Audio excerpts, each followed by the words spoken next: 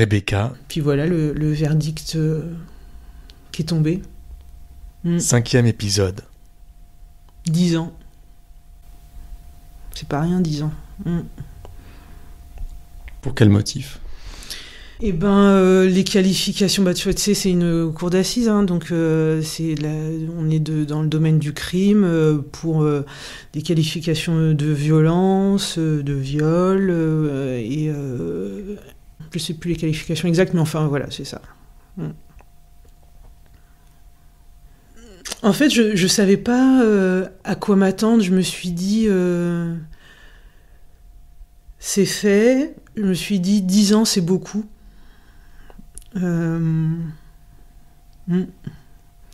10 ans, c'est beaucoup.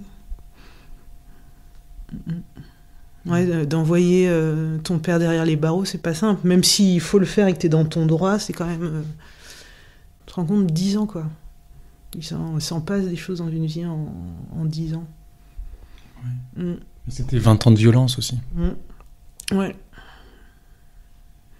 Et Rebecca, il y a une chose du coup que j'apprends là, c'est que quand tu me parles des qualifications, tu me parles de viol. Ouais. Pas sur moi. Pas sur toi. Ouais, pas sur moi, ouais.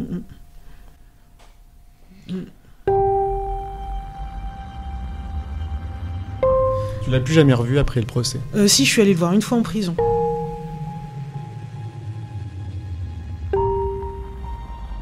Il était en prison près d'Amiens.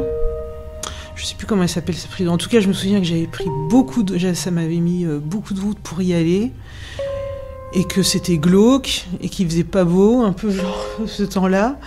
Et que j'avais trouvé ça insupportable, les bruits de clés, tout ça. En fait, tous ces sons de l'enfermement, j'avais trouvé ça hyper dur.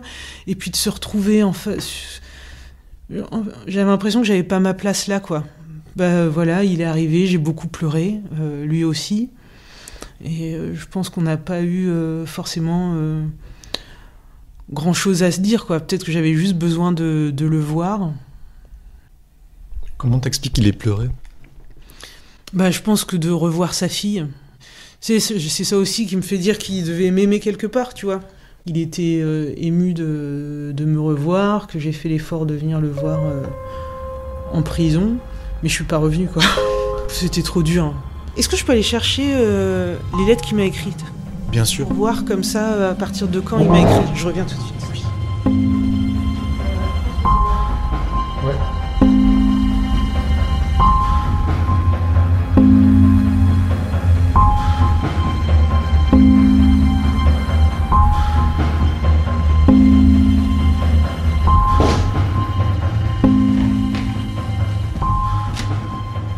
Tu arrives avec un bac en plastique vert. Ouais, qui était au sous-sol. Et dedans, il y a des cadres avec des peintures. Voilà, c'est ça. Parce qu'en fait, il m'écrivait et il peignait les enveloppes. C'était des grandes enveloppes marron, là, à 4. Et tout est peint. Donc là, tu vois, j'habitais encore rue du Lierre.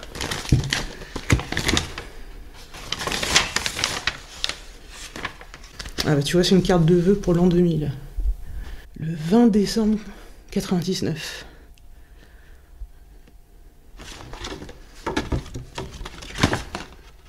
Je sens que si tu lis, tu te mets à pleurer. Je sais pas, faut voir. Non. C'est... disons qu'il faut pas que je me jette dessus trop vite, on va voir. Donc tu les as encadrés. Ouais, voilà, c'est ça. Ça veut dire que c'est précieux pour toi ? Oui. Je pense aussi que la peinture, ça a aussi été un échappatoire pour lui pour devenir un autre homme. Et j'espère qu'il l'est devenu, d'ailleurs. Ça, je crois que c'était un autoportrait. Il a une face sombre et une face éclairée. C'est ça. Ouais, c'est ça. Oh, je m'étais jamais dit ça. Alors ça date de quand ? Ah cette lettre-là, c'est après que je sois venue le voir. Il dit « Ta visite inopinée m'a agréablement fait plaisir. » Ah tiens, on va regarder celle-là alors. Là, c'est le 12 juin 99. Ouais, tu vois. Et en fait, je crois que je suis allée le voir et après, j'ai plus trop contacté tout ça. Ça commence comme ça. J'espérais avoir de tes nouvelles ces temps-ci, car nous sommes en période des examens et j'aurais tant aimé savoir comment se sont passées tes études, notamment au sujet de ta maîtrise. Ouais, bah ouais. Juin 99, c'est là que j'ai obtenu ma maîtrise. En tout cas, j'espère de tout cœur que cette lettre te trouvera en parfaite santé, tant morale que physique, ainsi que tes frères Lee et Marc. Le plus dur pour moi et le plus pénible, c'est de ne rien savoir.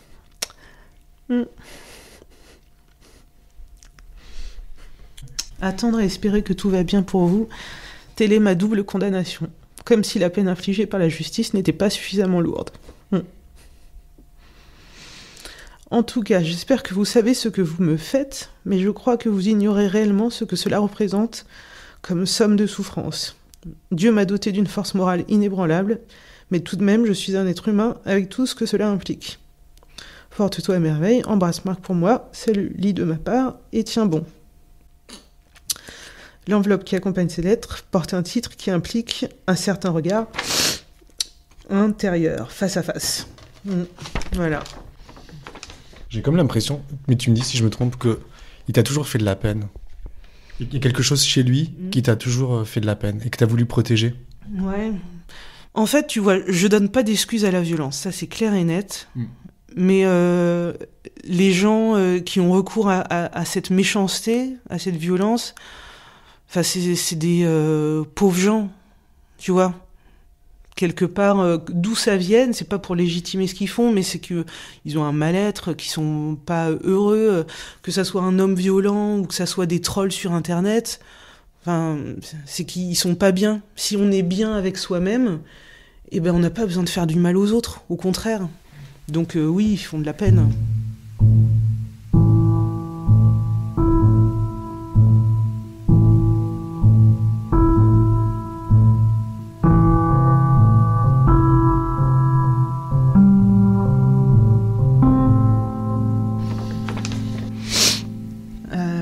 C'est la première fois que tu la relis ? Ouais, absolument. Ouais. Je crois que vous ignorez réellement ce que cela représente comme somme de souffrance. Ah ouais, je pense que lui aussi, il a ignoré ce que ça représentait comme somme de souffrance.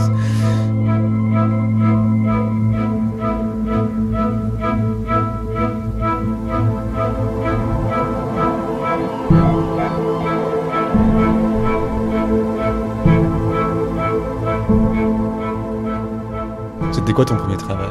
Alors, mon premier vrai boulot, j'ai bossé pour la région Picardie, où j'étais chargée de développement local.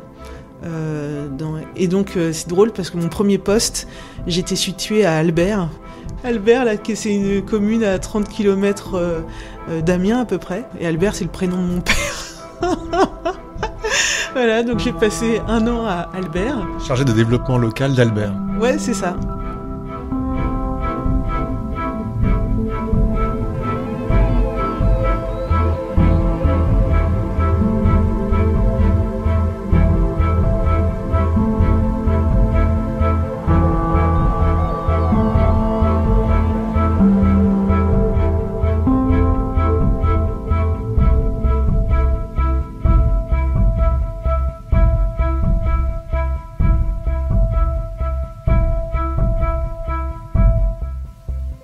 À partir de là, quoi, maintenant, je me suis dit, voilà, ça y est, maintenant, la justice est passée, et il n'y a plus qu'à vivre, quoi. C'était simple et bien. Tu sais, j'ai l'impression que peut-être d'avoir du temps perdu à rattraper quelque part. Tu vois, cette enfance que finalement j'ai pas trop eue, et c'est tout ça qui est à rattraper, donc on le rattrape pas vraiment, mais j'essaye de profiter de vivre bien et heureuse et de construire à mon tour une famille qui soit apaisée et tout. C'est tellement bien, quoi. Non, c'était vraiment le début de la belle vie. je sais que j'avais aussi cette recherche de sérénité.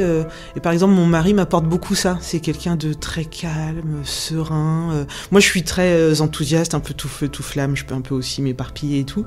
Et moi, j'aime bien que justement l'espace de cette maison, c'est un havre de paix, quoi. Enfin, c'est l'endroit le plus serein sur Terre, quoi. C'est ça. Et se sentir bien chez soi, c'est un truc que j'avais pas connu jusqu'à mes 20 ans, quoi.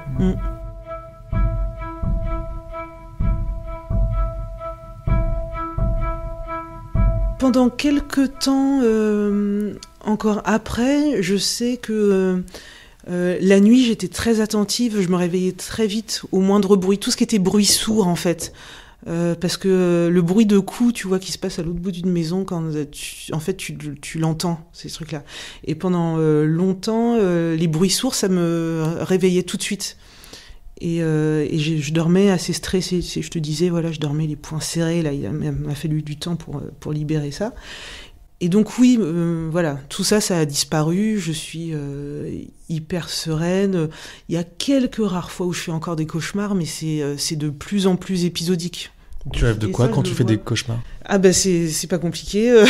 Je me revois. En fait, ce qui est drôle dans ces cauchemars-là, c'est que souvent, ils se passent dans une maison, une de nos adresses, mais après le divorce, après la séparation et tout, et donc où mon père ne devrait pas être, quoi. Et il est là, et j'essaye de le tuer, voilà, avec un couteau, et j'y arrive jamais. C'est stressant, tu sais, en fait. Ouais, voilà, on est dans un endroit, je me dis, mais pourquoi il est là ? Pourquoi il est ici ? Par exemple, dans cette maison, il a jamais mis les pieds ici, je pense qu'il les mettra jamais. Et de le voir ici et d'avoir cette tension revenue et de vouloir le tuer et de pas y arriver, quoi. Tu vois, d'avoir une porte qui bloque ou... Enfin, juste, j'y arrive pas. Donc, plus jamais tu ne l'as contacté. Qu'est-ce qu'il est devenu, ton père ? En fait, j'ai une copine qui, pour le boulot, en début d'année, m'a dit « Ah, Rebecca, je vais partir au Ghana pour faire un reportage et tout, c'est dingue. » Et je me suis dit « Waouh !» Moi, ça fait presque 20 ans, tu vois, je voyais l'échéance du 12 décembre 2017 qui approchait, je me disais « Ça fait 20 ans où je me dis qu'il faut que j'aille me reconnecter d'une façon ou d'une autre avec mes racines. » Et c'est quand même dingue qu'une de mes meilleures amies, à quelques mois de ma deadline, là, se retrouve à aller au Ghana. Je me dis, ça, c'est une coïncidence, ça veut dire qu'il faut que j'y aille, quoi. C'est, ouais. Cette échéance du 12 décembre, de mes 40 ans, même si elle est bête et un peu absurde, elle est importante pour moi, donc autant que j'aille au bout de mon truc et que je m'organise pour y aller. Donc, voilà, ça, c'était en début d'année. Vers avril-mai, j'ai acheté un billet d'avion.